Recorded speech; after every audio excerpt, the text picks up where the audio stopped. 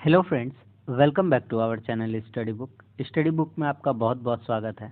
आज हम लोग वेस्ट बंगाल बोर्ड के क्लास 10 के हिंदी रामदास कविता इसका हम लोग व्याख्यामूलक वस्तुनिष्ठ प्रश्न करने वाले हैं। तो चलिए आज की क्लास की हम लोग शुरुआत करते हैं। इससे पहले यह बता दें, इस कविता का मैंने पूरा व्याख्या कराया है, आपको सारांश कराया है और इससे इस चैप्टर से संबंधित जितने भी महत्वपूर्ण क्वेश्चन आंसर बनेंगे मैं वो आपको सारा करा दूंगा, जो आपके सेंटअप और बोर्ड के एग्जाम में आएंगे। तो आप क्लास को अच्छे से देखिए, आपको मैक्सिमम क्वेश्चन क्लास में ही याद हो जाएंगे। देखिए, पहला पहला प्रश्न है, दिन का समय घनी बदली थी, रामदास उस दिन उदास था। तो सबसे पहले इस तरह से दो पंक्तियां दी रहेंगी और आपको पूछा जाएगा कि यह किस पाठ से लिया गया है और पूछा जाएगा कि इसके कवि के नाम कौन है। ये सिर्फ इसी चैप्टर के उद्देश्य से हम आपको नहीं बता रहे। कोई भी आप चैप्टर पढ़िए, चाहे कविता पढ़िए, चाहे कहानी पढ़िए, उनमें से कुछ पंक्तियां उठा करके दी जाती है इस तरह से और आपको यही पूछा जाता है कि यह किस पाठ से लिया गया है और कवि का नाम क्या है। तो आपसे मैं यह आग्रह करूंगा कि आप जितने भी आपके जो चैप्टर्स है, चाहे कहानी का हो, चाहे कविता का हो, चाहे एकांकी का हो, जिससे भी प्रश्न बनते हैं, तो आप उनका जो मतलब उनको अच्छे से पढ़िए और यह समझिए कि वह किस चैप्टर से लिया गया है और उसके जो कवि है या लेखक है उनको जरूर आप उनका नाम याद रखिए। इससे क्या होगा, आपको बहुत सारे नंबर आपके हिंदी के एग्जाम में आपको मिलेंगे। तो इस तरह से आपको कम से कम 5-6 नंबर मिल जाता है। तो यही आपसे कहेंगे कि सबका आपको पाठ का नाम, कविता का और कवि का नाम याद होना चाहिए। तो यह दिन का समय घनी बदली था, रामदास में ही यहाँ पर बताया गया है। तो यह किस पाठ से लिया गया है, तो यह जो अंश है रामदास नामक पाठ से लिया गया है। इस पंक्ति के कवि कौन है, तो इस पंक्ति के कवि रघुवीर सहाय जी है। अच्छा, इसका प्रसंग पूछ भी सकता है, नहीं भी कोई दिक्कत नहीं है, फिर भी बता देंगे। तो इसका प्रसंग क्या है, यह किस संदर्भ में यह बात कही गई है कि दिन का समय घनी बदली थी, रामदास उस दिन उदास था। प्रस्तुत अंश में कविता के केंद्रीय पात्र रामदास, इस कविता का केंद्रीय पात्र अर्थात जो पूरी कविता है किसके इर्द गिर्द चारों तरफ घूमती है, रामदास के, इसीलिए वह केंद्रीय पात्र है। इस अंश में कविता के केंद्रीय पात्र रामदास की मृत्यु तिथि का वर्णन हुआ है। उस दिन वातावरण बड़ा ही गमगीन बन गया था।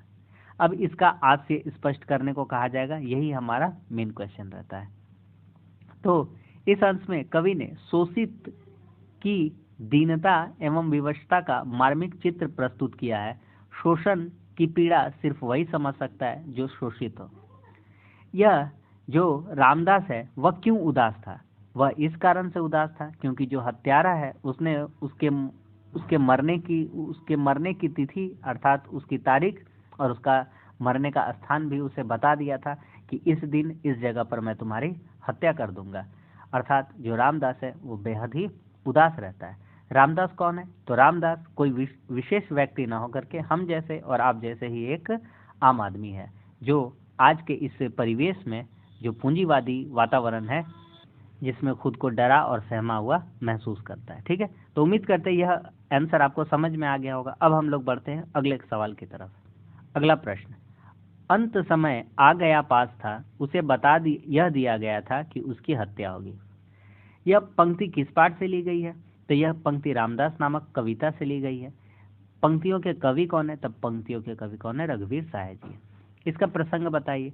तो प्रस्तुत काव्य पंक्तियों में कविता ने केंद्रीय पात्र रामदास की मृत्यु तिथि की ओर संकेत किया गया है कि किस दिन उसकी हत्या होगी। तो इस प्रसंग में क्या बताया गया है, इस प्रसंग में यह बताया गया है कि रामदास की मृत्यु का जो समय है वह बहुत करीब आ गया है, उसका जो अंत है वह बहुत ही नजदीक आ गया है और उसे यह बता दिया गया है कि अब उसकी क्या होने वाली है, हत्या होने वाली है। इसका आशय देखते हैं। प्रस्तुत अंश के माध्यम से कवि ने विवश लाचार वर्ग की पीड़ा को स्वर प्रदान करने का प्रयास किया। यह जो पंक्ति है इसमें कवि ने जो लाचार है, जो विवश है, जो अर्थात जो गूंगा बहरा समाज है, उसको एक तरह से स्वर प्रदान करने का प्रयास किया है कि यह जो समाज है वह जो हत्यारा है वह हत्या करके भी चला जाता है लेकिन उसके खिलाफ एक आवाज़ तक नहीं उठाता है। तो इस तरह के जो लोग हैं, इस तरह के जो मध्यम वर्ग के लोग हैं, उनकी विवशता, लाचारी को देखते हुए कवि ने स्वर प्रदान करने का प्रयास किया। ठीक है, तो उम्मीद करते हैं आपको अच्छे से समझ में आ रहा होगा। आराम से देखते चलिए बस।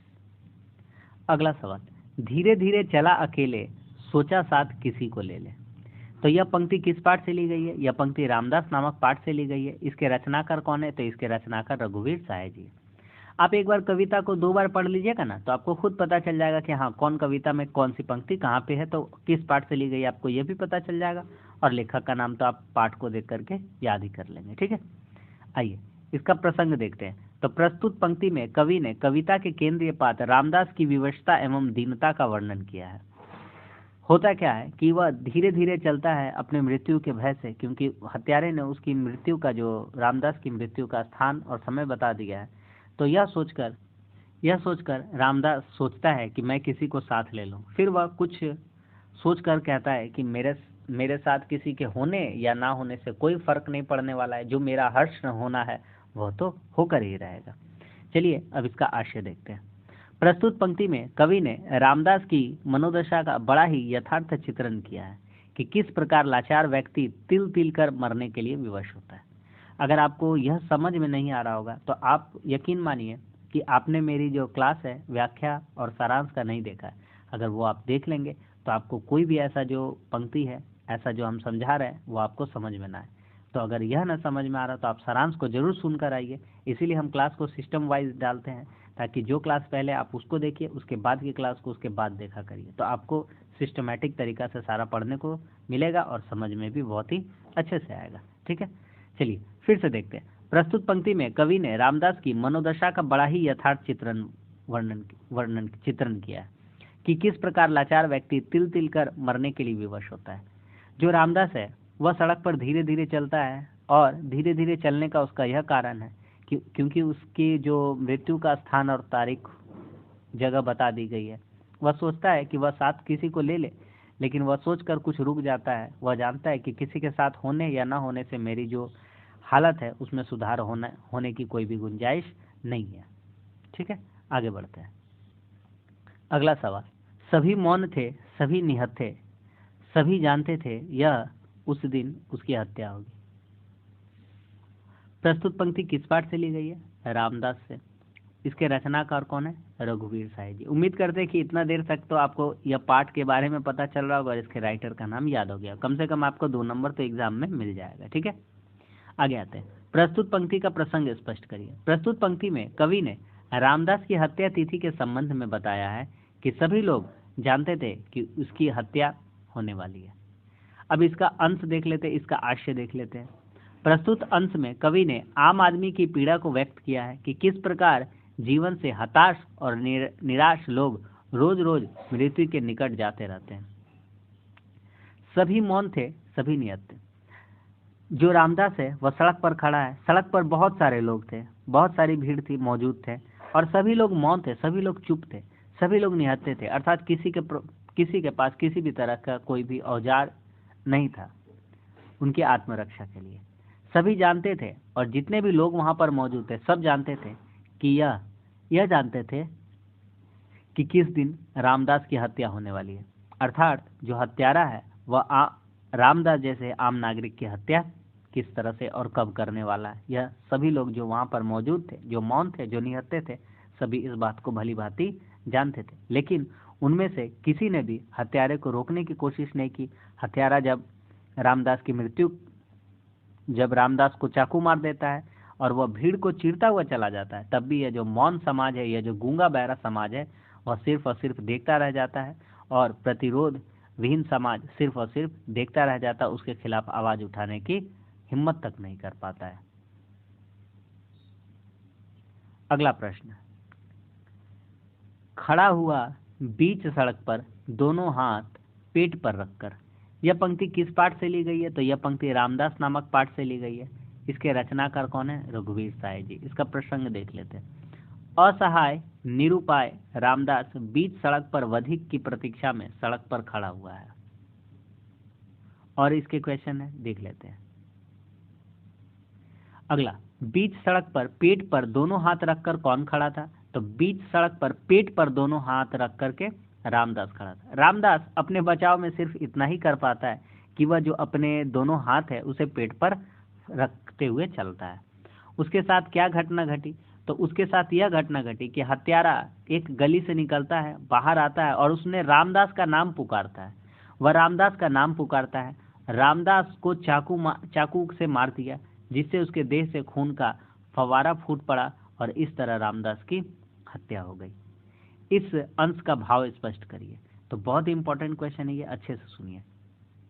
उक्त अंश में कवि ने शोषित, पीड़ित एवं लाचार व्यक्ति की पीड़ा की मार्मिक अभिव्यक्ति की है। प्रस्तुत पद्यांश में कवि ने रामदास की करुण दशा को दर्शाया है। रामदास सड़क के बीचों बीच खड़ा था, उसके पास अपने बचाव का कोई मार्ग नहीं बचा था। अपने बचाव में उसने अपनी दोनों हथेलियों से अपने पेट को ढक रखा था। इन पंक्तियों के माध्यम से कवि ने बतलाने का हमें यह प्रयास किया है कि आज़ादी के बाद भी आक्रांताओं, अपराधियों से देश का आम नागरिक कितना डरा सहमा हुआ है, यह दृश्य हमें इस पंक्तियों के माध्यम से देखने को मिलता है।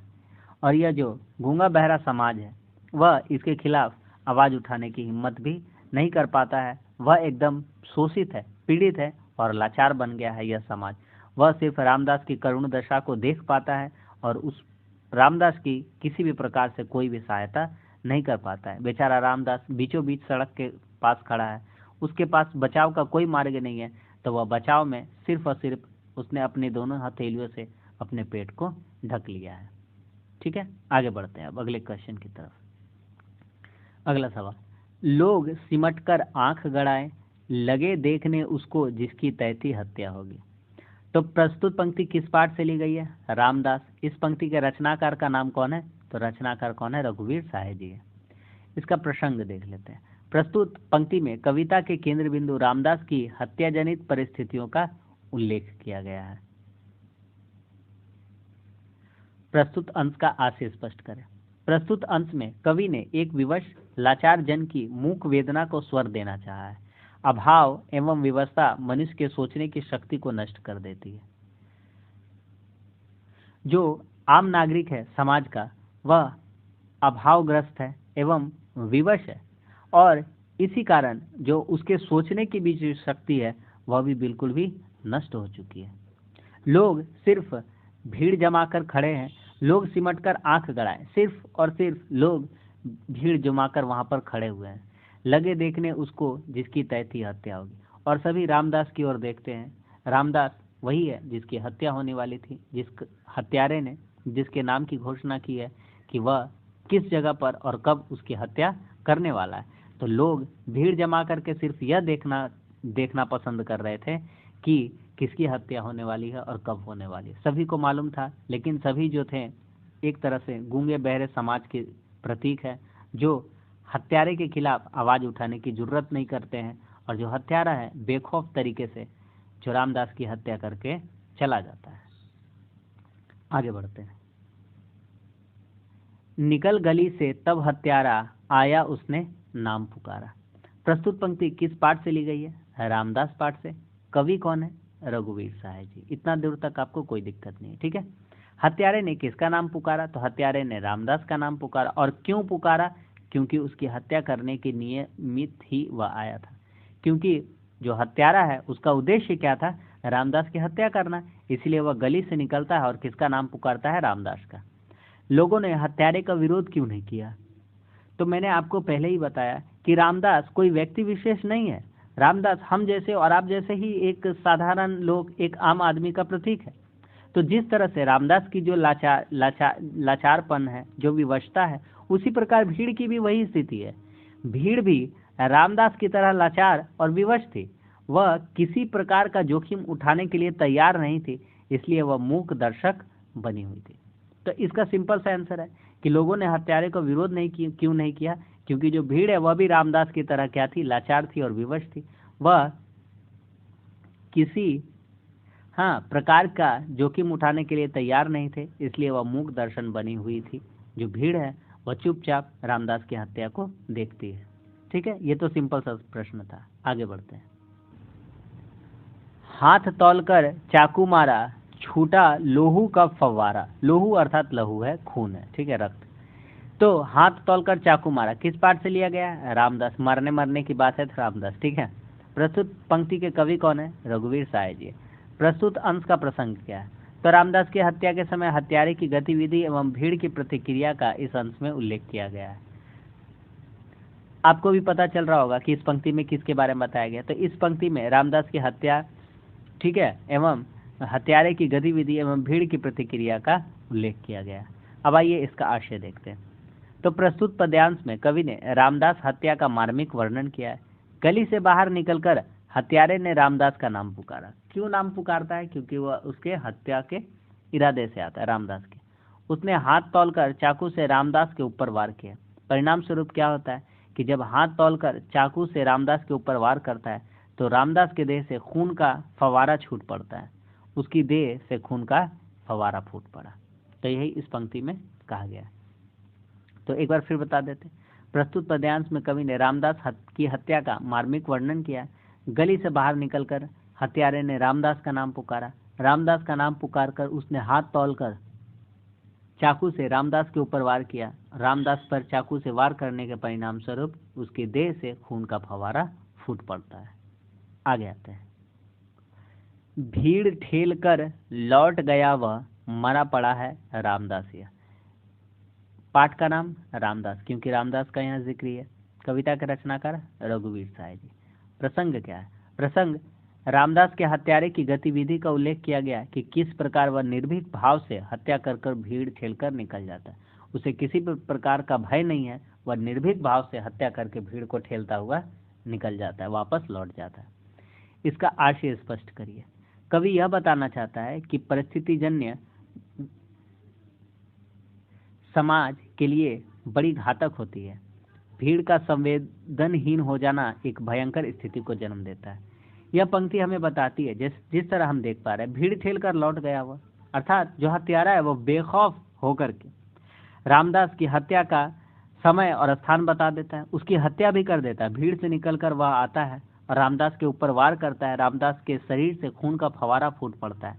वह रामदास की हत्या करके सब पूरे समाज के सामने भीड़ को ठेलता हुआ आराम से निकल जाता है। और यह जो प्रतिरोधी विहीन समाज है वह उसके खिलाफ एक आवाज तक नहीं उठाते, उसे रोकने की कोशिश भी नहीं करते, उसके अत्याचारों के खिलाफ आवाज नहीं उठाते। तो इस प्रकार जो यह पंक्ति है, यह कविता, यह जो पंक्ति है, इसमें एक बहुत बड़े खतरे की ओर संकेतित किया गया है कि आने वाला समय कितना भयानक होने वाला है। अगर हम अन्याय के खिलाफ आवाज नहीं उठाएंगे तो जैसी आज रामदास की स्थिति हुई है, जैसे रामदास के साथ जैसी घटना घटी है, कल हमारे साथ भी घट सकती है। तो कवि का मूल उद्देश्य इसमें यही बताना है। ठीक है, आगे आते हैं आखिरी क्वेश्चन पे। लोग निडर उस जगह खड़े रह, लगे बुलाने उन्हें जिन्हें संशय थी हत्या होगी। तो कविता किस पाठ से ली गई है? रामदास। रचनाकार कौन है? रघुवीर साय। प्रसंग क्या है? तो रामदास की हत्या की तिथि आते ही लोग मौत का जश्न देखने के लिए सड़क पर इकट्ठे हो गए थे। वे निडर हो गए थे कि हत्या उनकी नहीं होने वाली है। ठीक है, तो वे भीड़ पर, वे जो लोग थे समाज के, वह सड़क पर इसलिए भीड़ जुटाकर खड़े थे क्योंकि उनको पता था कि हत्या किसकी होने वाली है। वह सिर्फ इस जो दृश्य है इसका आनंद मात्र लेने के लिए उपस्थित है, न कि इस अन्याय के खिलाफ आवाज उठाने के लिए। तो इस अंश का भाव देखते हैं। तो प्रस्तुत अंश में कवि ने एक विवश लाचार व्यक्ति के दैन्य का बड़ा ही मर्मस्पर्शी चित्रण किया है। यहाँ कवि ने कहना चाहा है कि मजबूर आदमी का कोई सहायक नहीं होता है, उसकी विवशताओं का सभी रस लेते हैं। जिस प्रकार आज रामदास की स्थिति हो रही है और उसका रस, यह जो समाज के लोग हैं वह उसका विरोध नहीं करते हैं, अत्याचारों के खिलाफ आवाज नहीं उठाते हैं और उसमें रस लेते हैं क्योंकि रामदास की हत्या हो रही, और सभी तमाशबीन जो लोग हैं सिर्फ तमाशा देखने के उद्देश्य से ही वहाँ पर खड़े हैं। तो यह जो रामदास की स्थिति है वह कल हमारे साथ भी हो सकती है। इसीलिए कवि कहते हैं कि यह जो बहुत बड़ा खतरा है, यह जो बहुत बड़ा खतरा का संकेत है, इसे हमें पहचानना चाहिए और यह जो अन्याय करने वाले लोग हैं उनके खिलाफ आवाज उठानी चाहिए, वरना कल आज जैसी रामदास की स्थिति है कल हमारे साथ भी घट सकती है। तो बस यह था पूरा जो व्याख्यामूलक वस्तुनिष्ठ प्रश्न था, मैंने आपको करा दिया। मात्र 20 मिनट के अंदर मैंने आपको 10 क्वेश्चन करा दिए और आप यकीन मानिए इसको पढ़िए जैसा मैं बताया हूँ। आपको कुछ नहीं होगा तो कम से कम जितना आपका मतलब 10 दूनी 20 तरह का पंक्ति बन गया और इससे आपका शॉर्ट क्वेश्चन तो कम से कम एग्जाम में आ जाएगा। तो कभी पढ़ाई आपका वेस्टेज नहीं जाएगा। हमने जो बताया आप उसको पूरी शिद्दत से सुनिए, 1 से 2 बार सुनिए, आपको निश्चित रूप से एग्जाम हॉल में फ़ायदा ही फ़ायदा होगा। ठीक है, तो चलिए, वीडियो अच्छा लगा तो लाइक कर दीजिए, दोस्तों में शेयर करिए, कैसा लगा कमेंट्स करके बताइए, और हमारे चैनल पर नए तो चैनल को जरूर सब्सक्राइब करिए, चैनल को सपोर्ट करिए। और हमारे चैनल के प्लेलिस्ट में जाइए, तरह तरह के क्लासेस हैं, हिंदी, इंग्लिश, मैथ्स, उनको भी देखिए और अपने एग्जाम में अच्छे मार्क्स लाइए। चलिए मिलते हैं अब अगले क्लास में, तब तक के लिए धन्यवाद। जय हिंद।